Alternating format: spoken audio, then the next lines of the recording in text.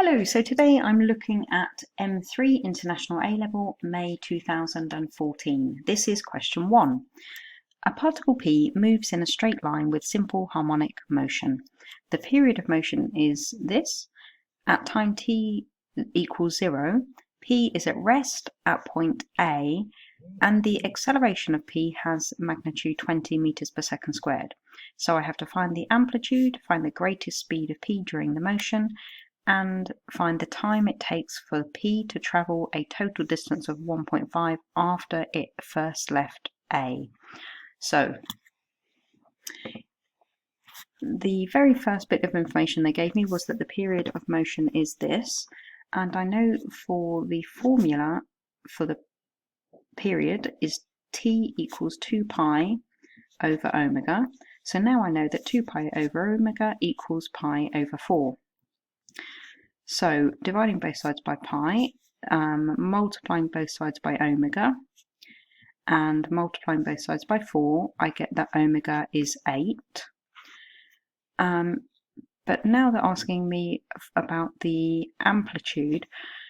Well, they told me that when time is 0, P is at rest. Now, with simple harmonic motion, we always have an equilibrium position, and the particle will move from one extreme to the other, and x will be the distance away from O at any time. And we know that the particle will come to rest when it is here. So here the speed will be 0, here the speed will be its maximum, and here the speed will be 0. So I know that at this point, A, we must be talking about one of the places where the x is at its biggest, and in other words, x equals little a, the amplitude.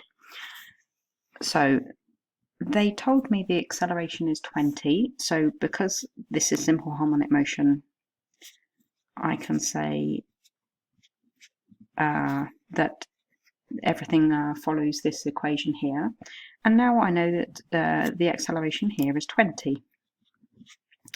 I know that omega is 8. So here I have 8 squared, and therefore I can work out what x is at A. So therefore I get 20 divided by 64, so 20 over 64 will simplify to 5 over 16.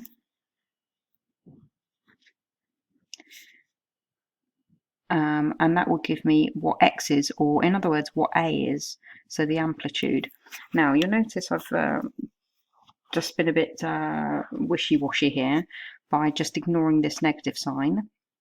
So the amplitude will basically be this value, because I'll take the amplitude to be here, but remembering that x can be positive 5/16 or negative 5/16, depending on which direction it's going to happen in. But the amplitude is this positive value. Okay. Therefore, the greatest speed, I know that Vmax is omega A, and this comes from the formula v squared equals omega squared a squared minus x squared, and this is as big as possible when x is 0, so that bit will disappear, and then you end up with the Vmax is omega A. And so I just need to pop in omega, which was 8, A, which is 5 over 16, and here I get this dividing, so I end up with Vmax is 2.5 meters per second. Okay, that's part B.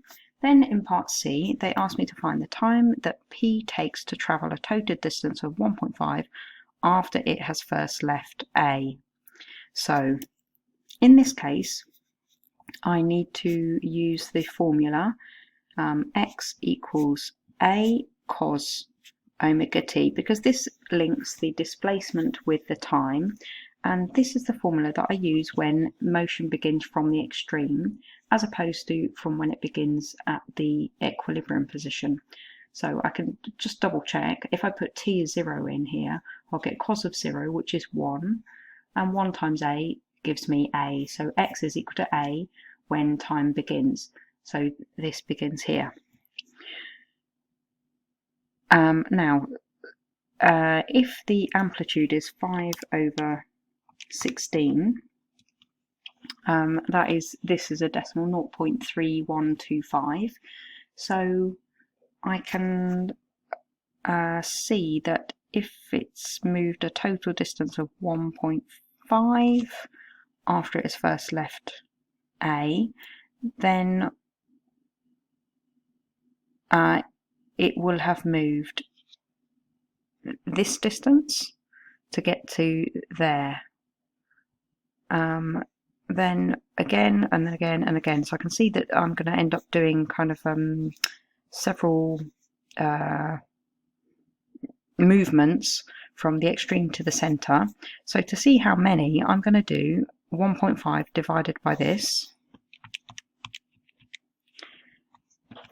And so I've got 4.8.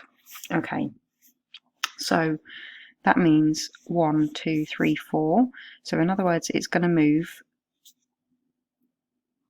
from here to the center, to the other edge, to the center there, and then a bit more.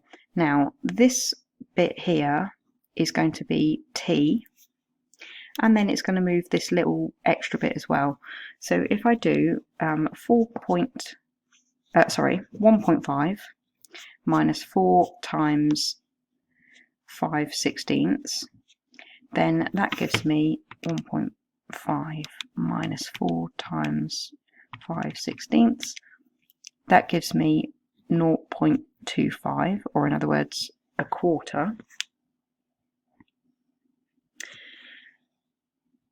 So I want to see, here's the equilibrium position here, how long it's going to take basically for